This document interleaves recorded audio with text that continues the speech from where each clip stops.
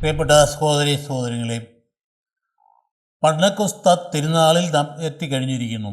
ഇതിനു വേണ്ടിയിട്ടാണ് സഭ നമ്മെ ഉയർപ്പ് ഞായറാഴ്ച ശേഷം ഒരുക്കിക്കൊണ്ടുവന്നതാണ്.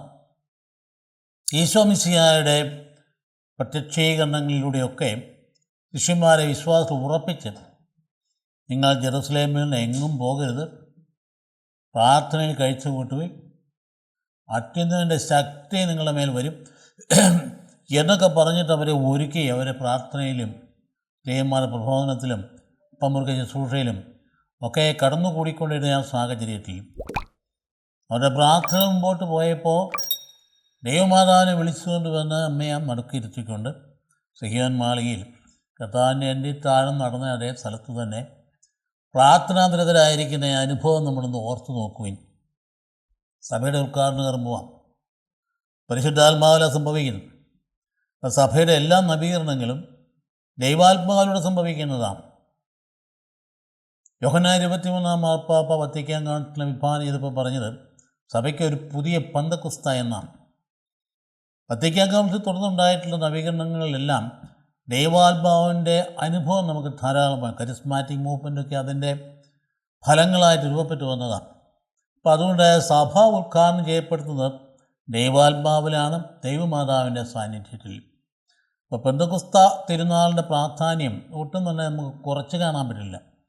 ഈശോ മിശിഹായുടെ ഉയർപ്പും ഈശോ മിശിഹായുടെ ജനനം, ഇതൊക്കെ ഏറ്റവും പ്രധാനപ്പെട്ട കർത്താവിൻ തിരുനാളുകളെങ്കിൽ നമ്മെ സംബന്ധിച്ച സഭ എന്ന നിലയിൽ പെന്തക്കുസ്ത വളരെ പ്രധാനപ്പെട്ട തിരുനാളായിട്ട് നാം കാണുകയാണ്. തിരുനാൾ ആചരിച്ചാൽ മാത്രം പോരാ, മാമോദിസ സ്വീകരിച്ച എല്ലാ വ്യക്തികളിലേക്കും സ്ഥൈര്യലേപനത്തിലൂടെയും മാമോദിസയിലൂടെയും ദൈവാത്മാവിന് കടന്നു വന്നിട്ടുണ്ടെന്ന കാര്യം ബോധ്യപ്പെട്ടുകൊണ്ട് അതിനെ നവീകരിച്ച് ഉണർത്തിയെടുത്ത് ചാരത്തിൽ പൂണ്ട് കിടക്കുന്ന തീക്കനലിലെ ഊരി ജ്വലിപ്പിച്ച് പ്രകാശമാനമാക്കുന്നത് പോലെ തന്നെ നമ്മുടെ ആത്മാവിലേക്ക് ആത്മാവിൻ്റെ ജീവൻ കടന്നു വരുന്ന അനുഭവമാണ് പെന്തക്കുസ്ത എന്ന് പറയുക. അതുകൊണ്ട് ഇതിൻ്റെ വിവിധ വശങ്ങളിലാണ് ഇന്നത്തെ വചനഭാഗത്ത് നമുക്ക് ലഭ്യമാകും. അതായത് ഉൽപ്പത്തിയുടെ പുസ്തകത്തിൻ്റെ 8-ാം അധ്യായം 1 തൊട്ട് 8 വരെയുള്ള വാക്യങ്ങളുടെ മനുഷ്യ സൃഷ്ടി നിർവഹിക്കപ്പെട്ടതിനെക്കുറിച്ച് പറയുന്നുണ്ട്. മനുഷ്യ സൃഷ്ടി, ആ സൃഷ്ടിയുടെ ഏറ്റവും പ്രധാനപ്പെട്ട 2 ഘട്ടങ്ങളാണ്. ഒന്ന് മനുഷ്യൻ മണ്ണ്, മറ്റേത് ദൈവത്തിൻ്റെ ആത്മാവ് വിശ്വസിച്ചത്. 2 ഇപ്പം മനുഷ്യൻ്റെ ബന്ധത്തെ എടുത്തും ഭൂമിയോടും ദൈവത്തോടും ആത്മാവ് നിശ്വസിച്ച് കഴിയുമ്പോൾ മനുഷ്യനായി തീർന്നു, മറ്റുള്ളവരിൽ നിന്നെല്ലാം വ്യത്യസ്തനായി. അതുപോലെ തന്നെ പിന്നീട് പറഞ്ഞു വരുന്നു, യോബിൻ്റെ പുസ്തകത്തിൽ ദൈവ ചൈതന്യത്താൽ ഞാൻ സൃഷ്ടിക്കപ്പെട്ടെന്ന് അദ്ദേഹം വളരെ കൃത്യമായിട്ടങ്ങ് പറയുക. ദൈവ ചൈതന്യത്തിലാണ് ഞാൻ സൃഷ്ടിക്കപ്പെട്ടതെന്ന്. 2ാമത്തെ വചനഭാഗം അതാണെന്ന് നമുക്ക് നൽകപ്പെട്ടിരിക്കും. 3ാമത്തേതാണെങ്കിൽ ശ്രീയന്മാർ നടപടി പുസ്തകത്തിൽ വളരെ കൃത്യമായും ആ പെന്തക്കുസ്ത നടന്ന ആ കാര്യത്തിന് വിവരണം നടപടി പുസ്തകത്തിൽ നിന്ന് 2ാം അധ്യായം 1 വരെയുള്ള ഭാഗങ്ങളുണ്ട്. ദീർഘമായും പത്രോസിൻ്റെ പ്രസംഗവും അവിടെ 3000 പേരെ മാമോദിസ സ്വീകരിക്കുന്നതും അവരുടെ വിവിധ ഭാഷയിലുള്ളവർ അവരുടെ തന്നെ ഭാഷയിൽ കാര്യങ്ങൾ കേൾക്കുന്നതും ഒക്കെ നമ്മുടെ മനസ്സിൽ വരുന്ന സംഗതിയും. പണ്ട് ബാബേൽ ഗോപുരത്തിൻ്റെ ചിതറിക്കപ്പെടലിൽ ഭാഷ ചിന്നിച്ചിതറിൻ്റെ നേരെ വിപരീത അനുഭവത്തിലേക്ക് വരിക. അവിടെ മനുഷ്യനെ അഹന്ത ചിന്നിച്ചിതറിച്ചുവെങ്കിൽ, അഹന്ത കൊണ്ട് മനുഷ്യൻ്റെ ഭാഷ പിന്നിച്ചു പോയെങ്കിൽ, ഇവിടെ കർത്താവിൻ്റെ സ്നേഹം കൊണ്ട് ഭാഷ ഒന്നായിട്ട് തീരുന്ന അനുഭവത്തിലേക്ക് വരുന്നു. അതേ തുടർന്നാണ് ഈശോ മിശിഹ കഥ കടച്ചിട്ട മുറിയിലേക്ക് കടന്നു ചെന്നുകൊണ്ട് ശിഷ്യന്മാരെ മേൽ അവിടെ നിശ്വസിച്ച ദൈവാത്മാവിന് നൽകുന്ന പരിശുദ്ധാത്മ നൽകുന്ന ഭാഗം യോഹന്നാൻ്റെ പെന്തക്കുസ്ത നിലയിൽ എടുത്തവതരിപ്പിക്കുന്ന യോഹന്നാൻ സുവിശേഷത്തിൻ്റെ 19 അധ്യായത്തിൻ്റെ 23 തൊട്ടുള്ള വാക്യങ്ങളാണ് നമുക്ക് നൽകപ്പെട്ട്. അതല്ല, 20 അധ്യായത്തിൻ്റെ 19 തൊട്ടുള്ള വാക്യം, 19 23 വരെ വാക്യം. ഈ 4 ഭാഗങ്ങളും ചേർത്ത് നമ്മൾ കൊണ്ടുപോകുമ്പോൾ നമ്മുടെ ഹൃദയം ജ്വലിക്കേണ്ടതാണ്, ദൈവാത്മാവിൻ്റെ ചൈതന്യത്തിൽ ഉണരേണ്ടതാണ്. പിന്നീട് അങ്ങോട്ട് സ്ലീഹാക്കാലം ആരംഭിക്കുക. സ്ലീഹാക്കാലത്ത് സ്ലീഹന്മാർ നടപടിക്രമങ്ങൾ നമ്മൾ അനുസ്മരിക്കും. പരിശുദ്ധാത്മാവിനെ സ്വീകരിച്ച അപ്പോസ്തലന്മാർ ലോകത്തിൻ്റെ വിവിധ ഭാഗങ്ങളിലേക്ക് പോകുന്നു. നിർഭയരായി പേടിത്തൊണ്ടന്മാരായിട്ട് നടന്നിരുന്ന ആൾക്കാർ, ഒന്നിനെയും ഭയപ്പെടാതെ അങ്ങ് നമ്മുടെ തോമാശ്ലീഹ ഭാരതത്തിൽ വരുന്നത് പോലെ തന്നെ മറ്റപ്പോസ്തലന്മാർ എല്ലായിടത്തേക്കും നിർഭയമായിട്ട് കടന്നു പോകുന്ന സ്ലീഹന്മാരുടെ നടപടിക്രമങ്ങളെക്കുറിച്ചാണ് സ്ലീഹാക്കാലത്ത് നമ്മൾ അനുസ്മരിക്കുകയും തദനുസൃതം നമ്മുടെ ജീവിതത്തിലെ പ്രേഷിതത്തിൻ്റെ ചൈതന്യം വളർത്തിയെടുക്കാൻ സഭ ആഹ്വാനം ചെയ്യുന്ന ഘട്ടമാണ് സ്ലീഹാകാലം എന്ന് പറയുക. ഉയർപ്പ് കഴിഞ്ഞ് വരുന്ന ശേഷം ഏതാണ്ട് 50 ദിവസത്തോളം ആ ശ്ലീഹാക്കാലമായിട്ടും കിടക്കാൻ 50 ശ്ലീഹാക്കാലം അല്ല പന്തക്കുസ്ത ഉയർപ്പ് കഴിഞ്ഞ് വരുന്ന 50-ാമത്തെ ദിവസമാണെങ്കിൽ പിന്നീട് അങ്ങോട്ട് 7 ആഴ്ചത്തേക്കും നമുക്ക് ശ്ലീഹന്മാരുടെ പ്രവർത്തനങ്ങളെക്കുറിച്ച് നമ്മൾ ഓർമ്മിപ്പിക്കുകയും അതിനിടയിൽ സ്വർണ്ണ വെള്ളി എന്നൊരു ദിവസം ആചരിക്കുന്നുണ്ട്. അതെങ്ങനെയാണ്? ഈ അപ്പസ്തോലന്മാർ ആത്മാവിൽ നിറഞ്ഞു പോയ ഘട്ടങ്ങളിൽ അങ്ങനെ ദേവാലയത്തിൻ്റെ സമീപത്തിരുന്ന മുടന്തനായ ഒരു മനുഷ്യനും അവനെന്തെങ്കിലും കിട്ടുമെന്ന് വിചാരിച്ച് കൈകൾ നീട്ടിയപ്പം ഞങ്ങൾക്ക് തരാനായ സ്വർണവും വെള്ളിയൊന്നുമില്ല, പിന്നെ കർത്താവിൻ്റെ നാമത്തിൽ എണീറ്റ് നടക്കുക എന്ന് പറഞ്ഞപ്പോൾ അടയാളം അത്ഭുതം എന്ന നിലയിൽ അവൻ എണീറ്റ് നടന്നു എന്നുള്ള ആ സംഭവത്തെ ആ സ്വർണ്ണ വെള്ളി എന്ന ദിനത്തിൽ നമ്മൾ അനുസ്മരിക്കുകയും തോമാസ് ശ്ലീഹ പറഞ്ഞതുപോലെ നമുക്ക് അവൻ്റെ കൂടെ പോയി മരിക്കാം എന്നുള്ള അവരുടെ ആ വചനത്തിൻ്റെ അതിശക്തമായുള്ള സാക്ഷ്യം നൽകലും ശ്ലീഹന്മാർ നടപടിക്രമത്തിൽ എപ്പോഴും കണ്ടുകൊണ്ടായിരിക്കണം. അതുകൊണ്ടാണ് അവർ സഹനത്തിന് സന്നദ്ധരായി അവരെ ഗോതമ്പ് വീണ് നിലത്ത് വീണ് അഴിഞ്ഞില്ലാതെങ്കിൽ ഫലം മുളയ്ക്കില്ല വളരെയില്ല എന്ന് പറഞ്ഞ തന്നെ അവരെ ത്യാഗത്തിൻ്റെ വേദിയിലേക്ക് സ്വയം വലിച്ച് എറിയരുത്. അപ്പം അതുകൊണ്ട് ഇന്ന് നമുക്ക് ഈ ഭാഗങ്ങളൊക്കെ ധ്യാനിക്കുമ്പോൾ നമ്മുടെ ഹൃദയത്തിൽ ആത്മാവിൻ്റെ ജ്വലനമുണ്ടാവുകയും ജീവിതത്തിലേക്ക് ദൈവാത്മാനം ഇതൊരു യാഥാർത്ഥ്യവും സത്യവുമാണെന്ന് ഗ്രഹിക്കണം. നമ്മുടെ ജീവിതം അതിൻ്റെ പൂർണ്ണതയിലെത്തുന്നത് ദൈവാത്മാവും അതോടൊപ്പം തന്നെ മനുഷ്യത്വം കൂടി ഒന്നിച്ച് ചേരുമ്പോഴാണ്. അതാണ് നമ്മളെ മരണാനന്തര ജീവിതത്തിലേക്ക് കൊണ്ടുപോകുന്നതും ജീവിതത്തിന് അർത്ഥം നൽകുന്നതും. അത് കണ്ടുകൊണ്ട് നമ്മൾ അടുത്ത ഈ വചനഭാഗത്തേക്ക് പ്രവേശിക്കുക. ആദ്യത്തെ ഭാഗം ഞാൻ പറഞ്ഞത് ഉൽപ്പത്തിയുടെ പുസ്തകത്തിൻ്റെ 2-ാം അധ്യായം 1-8 വരെ വാക്യങ്ങൾ പരമ്പരാഗതം നമ്മൾ വായിച്ച് കേട്ടുള്ളതാണ്. അതായത് അങ്ങനെ ആകാശവും ഭൂമിയും അവയിലുള്ള സമസ്തവും പൂർണ്ണമായി ദൈവം തൻ്റെ ജോലി 7-ാം ദിവസം പൂർത്തിയാക്കി താൻ തുടങ്ങിയ പ്രവൃത്തിയിൽ നിന്നും വിരമിച്ച് 7-ാം ദിവസം അവിടുന്ന് വിശ്രമിച്ചു. സൃഷ്ടികർമ്മം പൂർത്തിയാക്കി തൻ്റെ പ്രവൃത്തികളിൽ നിന്നും വിരമിച്ച് വിശ്രമിച്ച 7-ാം ദിവസത്തെ ദൈവം അനുഗ്രഹിച്ച് വിശുദ്ധീകരിച്ചു, വിശുദ്ധമാക്കി. ഇതാണ് ആകാശത്തിൻ്റെയും ഭൂമിയുടെയും ഉൽപ്പത്തി ചരിത്രം എന്ന് പറഞ്ഞുകൊണ്ടാണ് ആ ഭാഗം പറയുന്നത്. എന്താണ്? കർത്താവ് വിശ്രമിച്ചു.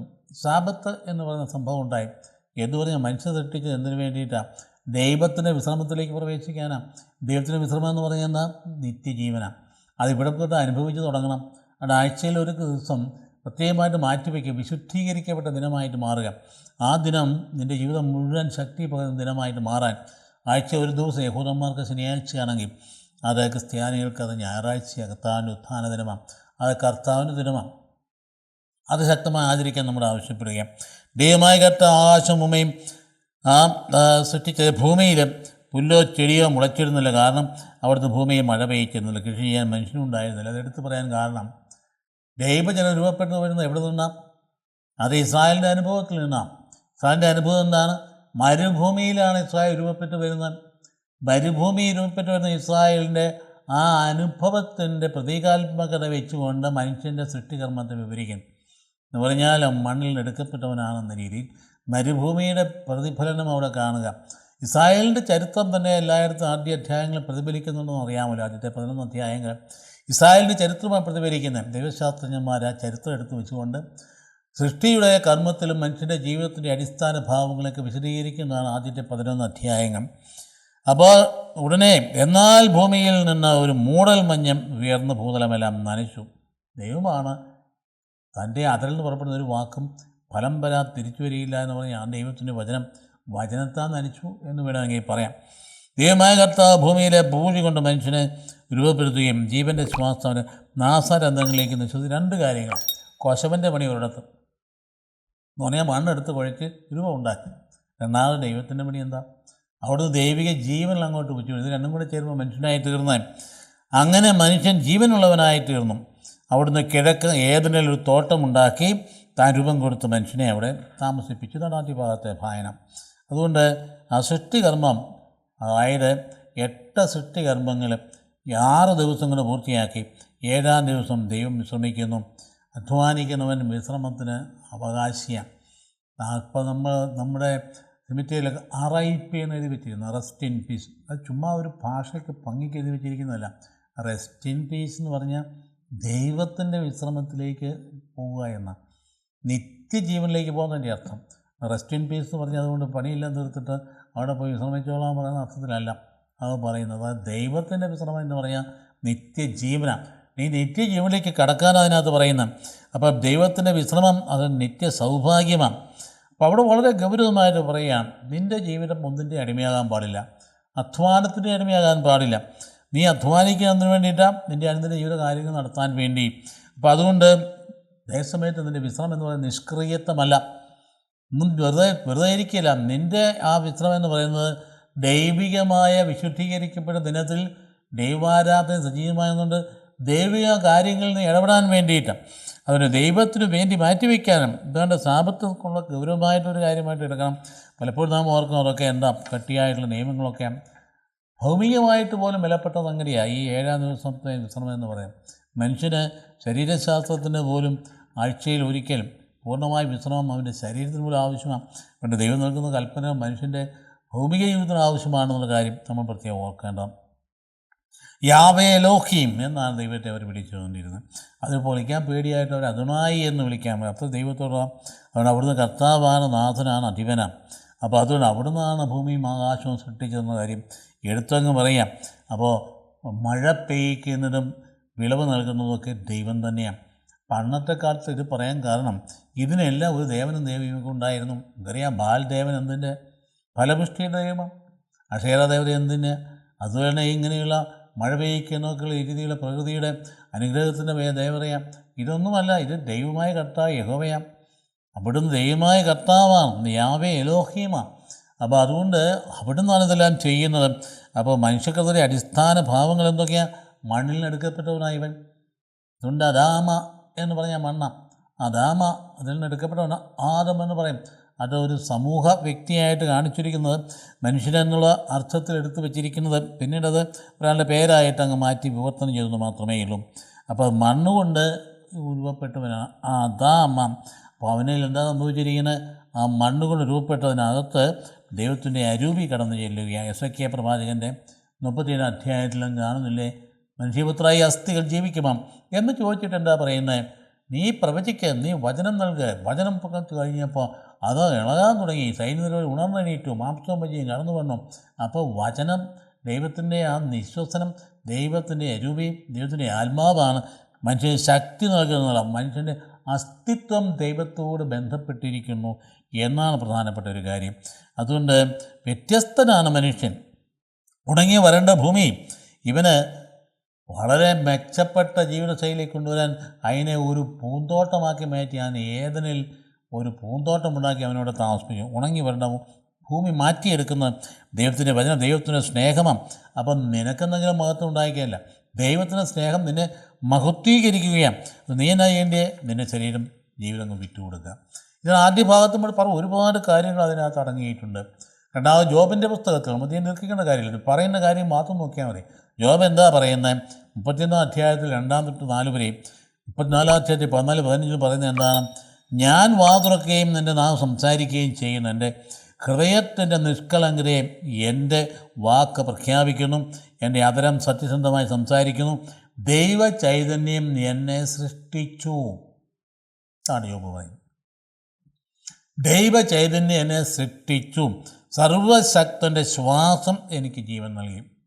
വാസ്തവത്തിൽ നമ്മുടെ ജീവിതത്തിലേക്ക് തിരിഞ്ഞ് നോക്കുമ്പോൾ നമുക്ക് ജീവൻ നൽകി. പാപം മൂലം മരണമുണ്ടായി എന്ന് പറയുന്നത് ഈ ജീവൻ അങ്ങ് മാറുന്ന, ദൈവജീവൻ മാറുന്നതാണ് ഈ മരണം എന്ന് പറയുന്ന സംഗതി. പാപമാണ് ഈ മരണം കൊണ്ടുവന്നത്, ദൈവജീവൻ നഷ്ടപ്പെടും. അത് വീണ്ടെടുക്കാൻ വേണ്ടിയിട്ടാണ് ഈശോ വന്നത്, മനുഷ്യന് ജീവൻ നൽകാനും സമർത്ഥമായി നൽകാനും വന്നിരിക്കുന്നത് പറഞ്ഞത് അതുകൊണ്ടാണ്. അതുകൊണ്ട് വീണ്ടും ഈ യോബ് പറയുകയാണ്, അവിടുന്ന് തൻ്റെ ചൈതന്യം തന്നിലേക്ക് പിൻവലിച്ചാൽ, അതായത് ദൈവത്തിൻ്റെ ചൈതന്യം തന്നിലേക്ക് പിൻവലിച്ചാൽ, തൻ്റെ ശ്വാസം തന്നിലേക്ക് തിരിച്ചെടുത്താൽ എല്ലാ ശരീരവും ഒന്നുകൂടെ നശിക്കും, മനുഷ്യന് പൊടി പോലെ മടങ്ങും. ജോബിലൂടെ ദൈവം വെളിപ്പെടുത്തിയ കാര്യങ്ങളാണ്. ദൈവം തൻ്റെ ചൈതന്യം തിരിച്ചെടുത്ത് കഴിഞ്ഞാൽ നീ പിന്നെ ഒന്നുമില്ല. നീ എന്തായിരിക്കുന്നു? ആ ദൈവത്തിൻ്റെ കൃപയാണെന്ന് പൗലോസ് പറഞ്ഞതുപോലെ നീ ചൈതന്യത്താലാം. പിന്നീട് ആ കാണുക അങ്ങോട്ട് തിരിയുകയാണ്. എവിടെയാണ്? നടപടി പുസ്തകത്തിൽ സ്ത്രീയന്മാർ അന്നത്തെ ദിവസം നൽകിയാൽ ഭാവം മനസ്സിൽ കണ്ടു നോക്കുകയും അപ്പസ്തോലന്മാർ 40 ദിവസത്തോളം കർത്താവ് പിറകെ നടന്ന് ഇവരെയൊക്കെ വളർത്തി അതിനുശേഷം കർത്താവ് സ്വർഗാരോഹണത്തിന് മുമ്പ് കഴിഞ്ഞ വ്യാഴാഴ്ച നമ്മൾ ആചരിച്ചില്ലേ, സ്വർഗാരോഹണത്തിന് മുമ്പുള്ള കൃത്യമായിട്ട് പറഞ്ഞ് ജെറുസലേമിൽ എങ്ങും പോകരുത്, പ്രാർത്ഥനയെ കഴിച്ചു കൂട്ടണം, പരിശുദ്ധാത്മാവ് വരും, അതുകൊണ്ട് നിങ്ങളെ ശക്തിപ്പെടുത്തും, അതായത് നമുക്ക് നൽകപ്പെട്ട വാഗ്ദാനം പൂർത്തിയാവും എന്ന് പറഞ്ഞനുസരിച്ച് അപ്പോഴാണ് അവർ അമ്മയൊക്കെ വിളിച്ചുകൊണ്ട് വരുന്നത്. അമ്മയെ തേടിപ്പോയി അമ്മയെ കൊണ്ടുവന്ന് നമ്മുടെ കൂടെ ഇരുത്തിക്കൊണ്ട് അവരെ സുന്ദരമായ പ്രാർത്ഥനാനുഭവത്തിലേക്ക് കടക്കുകയും ആലോചിച്ച് നോക്കി, ആ പ്രാർത്ഥനാനുഭവമാണ് സഭയിൽ തുടരുന്നതും അങ്ങനെ തന്നെയാണ്. എന്തെങ്കിലും സഭയിൽ ജീവനുണ്ടെങ്കിൽ ഇത് സഭയിൽ ഒരുപാട് പ്രാർത്ഥനാ ഗ്രൂപ്പുകൾ ഇങ്ങനെ നിരന്തരം പ്രാർത്ഥിച്ചുകൊണ്ടിരിക്കുന്നതുകൊണ്ടാണ് സഭ സജീവമായി നിൽക്കുന്നത്. ലോകത്ത് ഇങ്ങനെയുണ്ടോ ഒരു വ്യവസ്ഥിതി? നൂറ്റാണ്ടുകൾ 2000 വർഷമായിട്ട് തളരാതെ ഉണർവോട് മുമ്പോട്ട് പോകുന്നത് എങ്ങനെ? അതായത് ഇങ്ങനെ ഒരുപാട് മനുഷ്യ ലോകത്തിൻ്റെ വിവിധ ഭാഗങ്ങളിൽ ഒന്നും രണ്ടുമൊന്നുമല്ല, കോടിക്കണക്കിന് ആളുകൾ പ്രാർത്ഥനാനിരതരായി ദൈവസന്നിധിയെ പരിശുദ്ധാത്മാവിൽ നിറഞ്ഞു ജീവിക്കുന്ന ആളുകൾ ധാരാളം കത്തോലിക്ക സഭയിലുണ്ട്. അതിൻ്റെ ചൈതന്യത്തിലാണ് പരിശുദ്ധ പിതാവ് സഭ മുമ്പോട്ട് നയിക്കുന്നത്, അതിൻ്റെ ചൈതന്യത്തിലാണ് സുഗന്ധദോസങ്ങൾ നയിക്കുന്നത്, അതിൻ്റെ ചൈതന്യത്തിൽ നമ്മൾ ജീവിക്കുന്നത്. അപ്പോൾ അതിപ്പോൾ ഉണ്ട് എന്നുള്ള കാര്യം മനസ്സിലാക്കണം. അതുകൊണ്ട് എന്നും ഉള്ളത് തന്നെയാണ്. അപ്പം അന്ന് നടന്ന കാര്യം ഇപ്പോൾ ഓർക്കുമ്പോൾ അത് ഇന്നും നമ്മൾ തുടരേണ്ട കാര്യമാണ്. അന്ന് അവർ ഒരുമിച്ച് ചേർന്നു, അവർ ഒന്നിച്ച് ചേർന്നു. എന്നിട്ട് അവരെന്ത് ചെയ്തു? ആ ഒരുമിച്ച് പ്രാർത്ഥന സമയത്താണ് ഒരു വീട് നിറയെ ഒരു ചൈതന്യം വന്ന് നിറഞ്ഞു.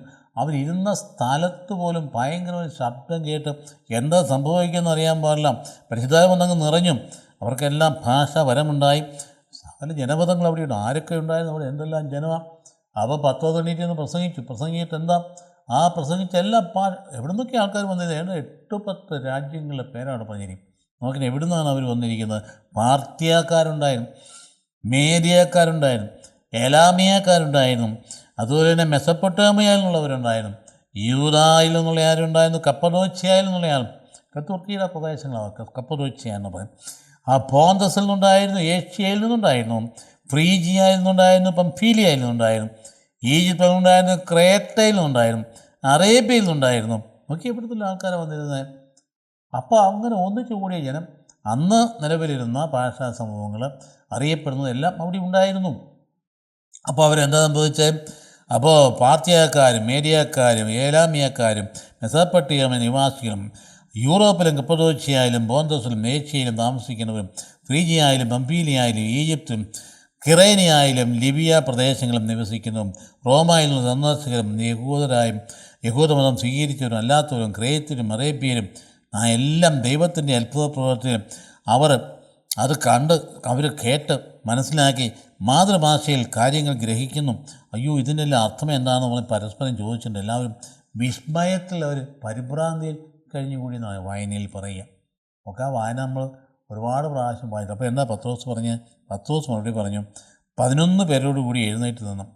അപ്പോൾ അവിടെ ഉണ്ടായിരുന്ന ഇന്ത്യയിലെ ആൾക്കാരായി 11 പേര് മാത്രമൊന്നുമില്ല, ഒരു വൻ ജനാവലിയും. എന്നിട്ട് ഉച്ചസ്വരത്തിൽ പറഞ്ഞു, യഹൂദ ജനങ്ങളെ, യെരൂശലേമിൽ വസിക്കുന്നവരെ, ഈ മനുഷ്യർ നിങ്ങൾ കൃത്യമായിട്ട് എൻ്റെ വാക്കുകൾ കേൾക്കുവേൻ, ഇത് മനസ്സിലാക്കുവേൻ. നിങ്ങൾ വിചാരിക്കുന്നത് പോലെ ഇവർ ലഹരി പിടിച്ചവരല്ല. അങ്ങ് ധരിക്കാനിടയുണ്ടല്ലോ, മദ്യപിച്ച ആളും ലഹരി പിടിച്ചവരല്ല. പിന്നെ എന്താണ് അവർ ഇപ്പോൾ ദിവസത്തിൻ്റെ 3-ാം മണിക്കൂറിലേ ആയിട്ടുള്ളൂ. മറിച്ച് യോവേ പ്രവാചകൻ പറഞ്ഞതായിരിക്കും പൂർത്തിയായിരിക്കും. അതാണ് സംഭവിച്ചിരിക്കും. ജോയേൽ പ്രവാചകരുടെ ദൈവം പണ്ട് പറഞ്ഞില്ലേ, അതിവിടെ പൂർത്തിയാക്കിയിരിക്കുക. എന്താ അന്ന് പറഞ്ഞത്? ഓർത്തു നോക്കുകയും, അവസാന ദിവസത്തിൽ എല്ലാ മനുഷ്യരുടെയും മേൽ എൻ്റെ ആത്മാവിനെ ഞാൻ വർഷിക്കും. യോവേലിൻ്റെ പ്രവചനം, എല്ലാ മനുഷ്യരുടെയും മേൽ എൻ്റെ ആത്മാവിനെ ഞാൻ വർഷിക്കും. പണ്ട് മോശ തൻ്റെ കൂടാരത്തിൽ അന്ന് ജനങ്ങളെല്ലാം പ്രാർത്ഥിച്ച് ഭയങ്കരമായി ആത്മാവിനെ വർഷിച്ചതുപോലെ, 70 വരെ തിരഞ്ഞെടുക്കാൻ വർഷിച്ചതുപോലെ മോശ എന്ന് പറഞ്ഞില്ലേ, എല്ലാവരുടെയും മേൽ ആത്മാവിനെ വർഷിച്ചിരുന്നെങ്കിൽ ഞാൻ എല്ലാവരും പ്രവചിച്ചിരുന്ന ആഗ്രഹിക്കുന്നു പറഞ്ഞതുപോലെ തന്നെ എല്ലാവരുടെയും മേൽ ഞാൻ വർഷിക്കും. നിങ്ങളുടെ പുത്രന്മാരും പുത്രിമാരും പ്രവചിക്കും. ആത്മാവിൻ്റെ പ്രചോദനം ഉണ്ടാകുമ്പോഴാണ് പ്രവചനം കടന്നു വരുന്നത്. അവർ പ്രവചിക്കും. നിങ്ങളുടെ യുവാക്കന്മാർക്ക് ദർശനങ്ങളുണ്ടാകും, നിങ്ങൾ വൃദ്ധന്മാർ സ്വപ്നങ്ങൾ കാണും. എൻ്റെ ദാസന്മാരും ദാസിമാരുടെയും മേൽ എൻ്റെ ആത്മാവിനെ വർഷിക്കും, അവർ പ്രവചിക്കുകയും ചെയ്യും. ഇപ്പം പറഞ്ഞിരിക്കുന്ന കാര്യം എവിടെയാണ്? യോവേലിൻ്റെ പുസ്തകത്തിൻ്റെ 2-ാം അധ്യായത്തിൽ എടുത്തു പറഞ്ഞു വെച്ചിരിക്കുന്ന കാര്യം. ആകയാൽ അത്ഭുതങ്ങളും ഭൂമിയിൽ അടയാളങ്ങളും ഞാൻ കാണിക്കും. രക്തവും അഗ്നിയും ധൂമ്പടലവും കർത്താവിൻ്റെ മഹനീയവും പ്രകാശപൂർണവുമായ ദിവസം വരുന്നതിന് മുമ്പ് സൂര്യൻ അന്ധകാരമായും ചന്ദ്രൻ രക്തമായും മാറും. കർത്താവിൻ്റെ നാമം വിളിച്ച് അപേക്ഷിക്കുന്നവർ രക്ഷ പ്രാപിക്കുന്ന തിരുവചന ഭാഗമാണ് അതിനകത്ത് അടങ്ങിയിരിക്കും. നോക്കിയേ, നടപടി 2, 12, 21 വാക്യങ്ങൾ, 1 തൊട്ട് 21 വരെ വാക്യങ്ങൾ എടുത്ത് നമുക്ക് മനസ്സിലാക്കേണ്ടതാണ്. അത് വലിയൊരു അനുഭവമാണ്. അപ്പോൾ ഞങ്ങൾ അതിന് സാക്ഷികളാണ് എന്ന് അപ്പോസ്തലന്മാർ സാക്ഷ്യത്തിലേക്ക് കടക്കുക. അപ്പോൾ സ്വർഗാരോഹണം കഴിഞ്ഞ ആ വാഗ്ദാനത പൂർണ്ണമായിട്ട് നിറവേറപ്പെട്ടിരിക്കും. 3000 പേരാണ് മാനസാന്തരപ്പെട്ടു എന്നാണ് പറയുക. 3000 പേർ. സഹോദരങ്ങളെ, ഇത് സഭയിൽ തുടരുന്ന ഒരു പ്രതിഭാസമാണ്. നിരന്തരമായി, അല്ല ഒരിടത്ത് സംഭവിച്ചിട്ട് അവിടെ നിങ്ങൾക്ക് ഓർമ്മിക്കാൻ വേണ്ടി നമ്മളൊന്നും എടുത്ത് വായിക്കുന്നില്ല. അതാണ് ഇപ്പോൾ ഇവിടെ തുടരുന്നത്. ഈ ആരാധനാ സമൂഹത്തിൽ ഈ സമയത്ത് ഇപ്പോൾ നമ്മുടെ മേൽ ആത്മാവിനെ വർഷിക്കുന്നു കർത്താവ്.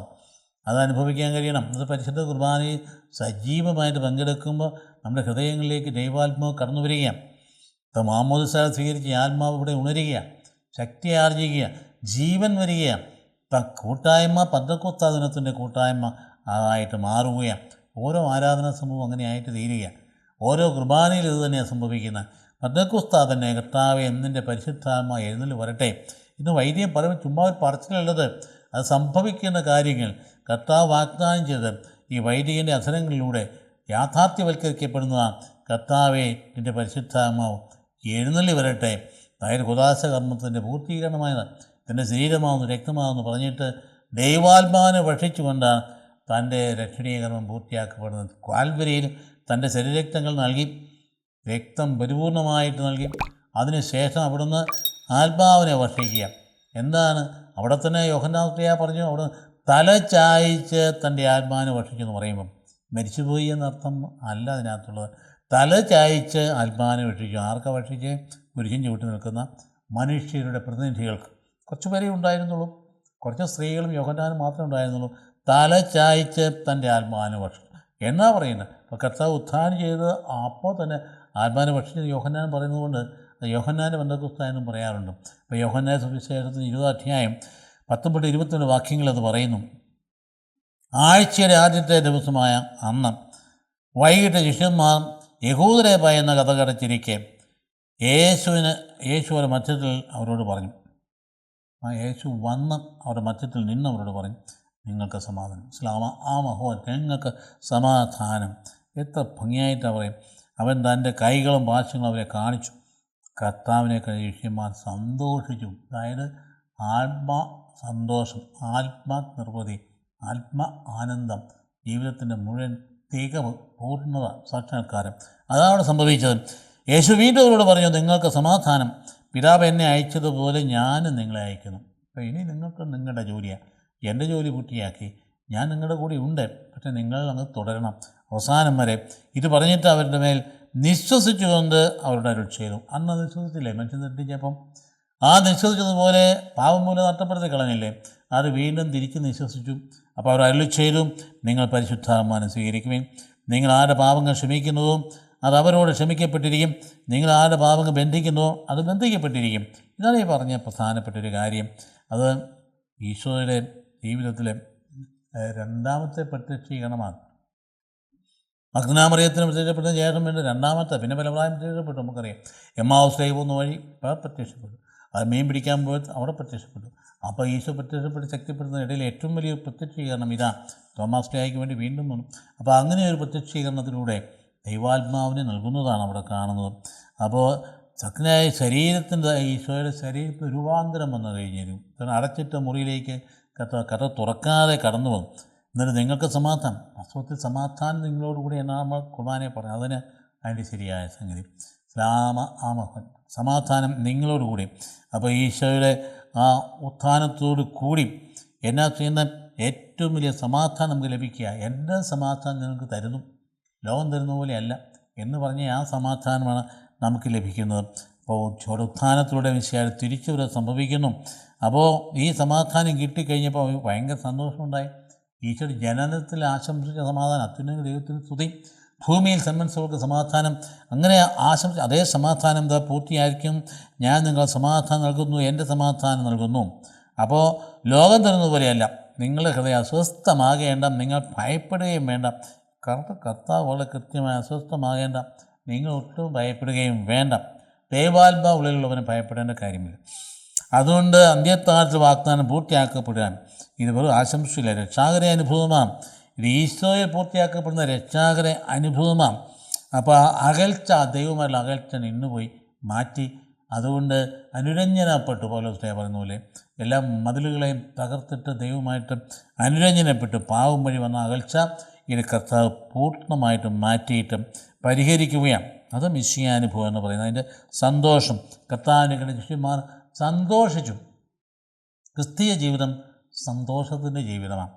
അത് ദുഃഖിക്കുന്ന ജീവിതമല്ല, ഡിപ്രഷൻ്റെ ജീവിതമല്ല, സന്തോഷത്തിൻ്റെ ജീവിതമാണ്. ആത്യന്തികമായി സന്തോഷിക്കാൻ മാത്രമേ നമുക്ക് വകയുള്ളൂ. കാരണം നമ്മുടെ കർത്താവ് നമ്മുടെ കൂടെയുണ്ട്. അപ്പോൾ അതുകൊണ്ട് ഉത്ഥാനത്തിൻ്റെ ഫലമാണ് ഈ സന്തോഷം. കർത്താവ് അന്ന് തന്നെ പറഞ്ഞില്ല, അല്പം കഴിഞ്ഞാൽ പിന്നെ നിങ്ങളെന്നെ കാണുകയും പിന്നെ അല്പം കഴിഞ്ഞാൽ വീണ്ടും നിങ്ങളെന്നെ കാണും എന്നൊക്കെ പറഞ്ഞില്ലേ. സത്യമായി ഞാൻ നിങ്ങളോട് പറയുന്നു, നിങ്ങൾ കരഞ്ഞ് പ്രളപിക്കും. അപ്പോൾ ലോകം സന്തോഷിക്കും, നിങ്ങൾ ദുഃഖിക്കും, എന്നാൽ നിങ്ങളുടെ ദുഃഖം സന്തോഷമായിട്ട് മാറും. യോഹന്നാൻ 16 ഇത് പറഞ്ഞത് ഓർക്കുക. നിങ്ങളുടെ ദുഃഖം സന്തോഷമായിട്ട് മാറും. ആ സന്തോഷം നമുക്ക് അനുഭവിക്കേണ്ടതാണ്, പങ്കുവയ്ക്കേണ്ടത്. അതുകൊണ്ട് ഇത് കർത്താവ് ഭൂമിയില്ല, സ്ത്രീയുടെ പ്രസവവേദനയുടെ ഭൂമിക്കുകയായിരുന്നു കർത്താവ് തൻ്റെ മരണത്തെ പറഞ്ഞ്. അത് ആ സ്ത്രീ തൻ്റെ കുഞ്ഞ് ഭൂമി ജനിച്ചു എന്ന് പറയുമ്പോൾ എല്ലാ വേദനയും അങ്ങ് മറക്കുക. അപ്പോൾ ഈശോ ഉന്നതം ചെയ്ത് കഴിയുമ്പം എല്ലാ വേദനയും മറന്നു. അപ്പോൾ എന്ത് ചെയ്യുന്നു? എന്നെ അയച്ചതാണ്, ഞാൻ അയക്കപ്പെട്ടവരാണ്. ആരാ? അപ്പനയച്ച, പിതാവ് അയച്ചതാണ്. അതുകൊണ്ട് ഞാൻ സ്വമേധയാ ഒന്നും വന്നതൊന്നുമല്ല. അതുപോലെ തന്നെ യോഹന്നാൻ 7:28 എന്താ പറയുന്നത്? അതായത് എന്നെ അയച്ചവൻ സത്യവാനാണ്, എനിക്ക് അവിടുത്തെ അറിയാം, എന്നാൽ ഞാൻ അവിടുത്തെ പക്കൽ നിന്ന് വരുന്നു, അവിടുന്നാണ് എന്നെ അയച്ചത്. അപ്പോൾ ഈശോ പറയാൻ പോകുന്നത് എന്താ? അപ്പൻ എന്നെ അയച്ചതുപോലെ ഞാൻ നിങ്ങളെ അയക്കും, നിങ്ങളെ അയക്കുക. അപ്പം നിങ്ങളെ ഞാൻ അയച്ച സ്വമേധയാ ഒന്നും ചെയ്യാൻ എനിക്ക് സാധിക്കുകയില്ല. എൻ്റെ ഇഷ്ടമല്ല, എന്നെ അയച്ചവൻ്റെ ഇഷ്ടമാണ് ഞാൻ അന്വേഷിക്കുന്നത്. കർത്താവ് പറഞ്ഞ യോഹന്നാൻ 5 പറഞ്ഞ, അതായത് ഞാൻ എൻ്റെ ഇഷ്ടമൊന്നുമില്ല ചെയ്യുന്നത്, ഞാൻ വന്നിരിക്കുന്നതാണ്, അയക്കപ്പെട്ടവനാണ്, വന്നിരിക്കുക. അപ്പം അതുപോലെ ഞാൻ നിങ്ങളെ അയക്കുക. അപ്പോൾ അതുകൊണ്ട് ആ കാര്യം നമ്മൾ ഇതാണ് അതിൻ്റെ മാതൃക, എന്നെ അയച്ച ആ മാതൃകയിൽ ഞാൻ നിങ്ങളെ അയക്കുക. അപ്പോൾ അതുകൊണ്ട് നിങ്ങൾ ആത്മാഭിഷേകമുള്ളവരായിരിക്കണം, പിതാവിൻ്റെ സാന്നിധ്യം ഉണ്ടായിരിക്കണം. അതുകൊണ്ട് ഈശോ തന്നെ പറഞ്ഞു, ഞാൻ ഏകനല്ല, പിതാവിൻ്റെ കൂടെയുണ്ട്. അതുപോലെ ഞാൻ നിങ്ങളോട് പറയുന്നു, നിങ്ങൾ ഏകനല്ല, ഞാൻ നിങ്ങളുടെ കൂടെയുണ്ട്, നിങ്ങളൊട്ടും ഭയപ്പെടേണ്ട. അപ്പോൾ അതുകൊണ്ട് അങ്ങനെയാണ് ഈശോ അവരെ അരൂപിയിലൂടെ സഭയിൽ അവിടെ സന്നിഹിതനാണെന്ന് കാണിച്ചു കൊടുക്കണം. അവരെ ഇത് പറഞ്ഞതിന് ശേഷം അവൻ നിശ്വസിച്ചുകൊണ്ട് അവരോട് അരുളി ചെയ്തു, നിങ്ങൾ പരിശുദ്ധാത്മാവിനെ സ്വീകരിക്കും. താഴെ കണ്ടില്ലേ? അതുകൊണ്ട് ശക്തിപ്പെടുത്തുകയാണ്. അത്യുന്നതൻ്റെ ശക്തി, അമ്മയോട് എങ്ങനെയാണ് പറഞ്ഞത്? അത്യുന്നതൻ്റെ ശക്തി നിൻ്റെ മേൽ നിഴലിക്കുമെന്നാണ് പറഞ്ഞത്. അന്ന് പറഞ്ഞില്ലേ, ആ ശക്തി വിശേഷം ഇത് തന്നെയാണ്. അപ്പസ്തലന്മാരുടെ മേലെ അത് നിഴലിക്കുക. അപ്പോൾ ഉത്ഥാനം ചെയ്ത ദിവസം തന്നെ ശിഷ്യന്മാർക്ക് പരിശുദ്ധാത്മ നൽകിയെന്നാണ് യോഹന്നാൻ പറയുക. അതായത് യോഹന്നാൻ്റെ പെന്തക്കോസ്ത എന്നും പറയാനുണ്ട്. 2 കാര്യങ്ങൾ. ഉൽപ്പത്തിയിൽ അവന് ജീവശ്വാസം നൽകിയെങ്കിൽ ഇവിടെ ദൈവിക ജീവൻ നൽകി.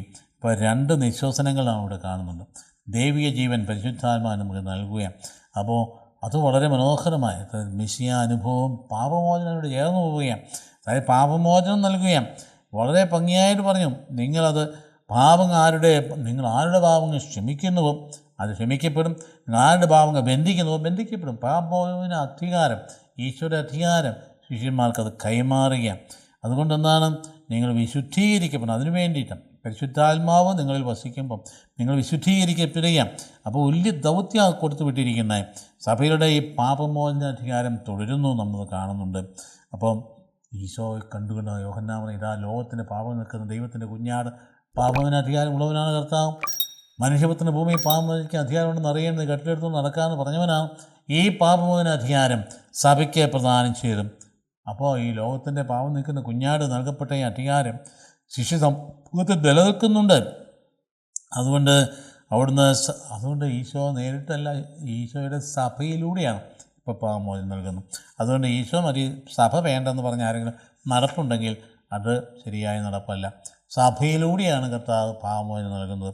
നമുക്കതുകൊണ്ട് പെന്തക്കോസ്തായുടെ സുന്ദരമായ അനുഭവത്തിലേക്ക് നമുക്ക് ഉള്ളുകൊണ്ട് പ്രവേശിക്കാം. ഈശോയോട് പറയാം, ഈശോയെ നിൻ്റെ ആത്മാവിനെ എൻ്റെ മേൽ, ഞങ്ങളുടെ മേൽ, ഞങ്ങളുടെ സമൂഹത്തിൻ്റെ മേൽ വർഷിക്കണമേ. എന്നിട്ട് ആ ഇരുട്ടും മാറ്റിക്കളയണേ. എല്ലാ ഇരുട്ടും മാറ്റി, അന്ധകാരം മാറ്റി, പ്രകാശം ചൊരിക്കത്തക്ക രീതിയിൽ ഞങ്ങളുടെ സമൂഹത്തെ മാറ്റിയെടുക്കണം. ആത്മാർത്ഥമായി പ്രാർത്ഥിക്കുക. കർത്താവീശ്വരം ശരകൃപയും പിതാവാര്യത്തിൻ്റെ സ്നേഹവും പരിശുദ്ധാമൻ സഹവാസം നാം എല്ലാവരും ഉണ്ടായിരിക്കട്ടെ, ഇപ്പോഴും എപ്പോഴും എന്നേക്കും. ആമേൻ.